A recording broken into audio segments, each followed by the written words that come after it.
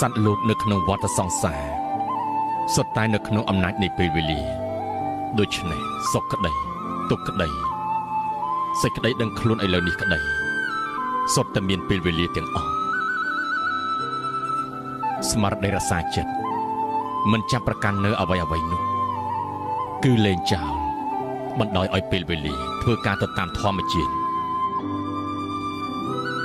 បើយើងមិនទាន់ស្លាប់ទេ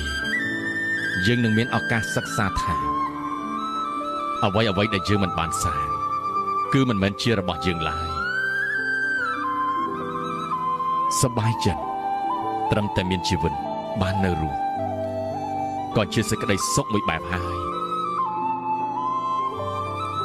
បើយើងមិនចេះគិតឲ្យខ្លួនឯងបានសុខទេមិនដឹងថាយើងគិតទៅសុំសេចក្តីសុខអំពីនរណាឡើយក្រោកព្រឹកឡើងមកជាមួយនឹងការព្រមទទួលគ្រប់យ៉ាងមិនមែនសង្ឃឹមជួបតែរឿងត្រូវចិត្តត្រូវថ្លើមនោះទេឬក៏សង្ឃឹមថាបានតែការសប្បាយម្យ៉ាងនោះឡើយអ្វីដែលមិនមែនជាទីសប្បាយក៏ព្រមជួប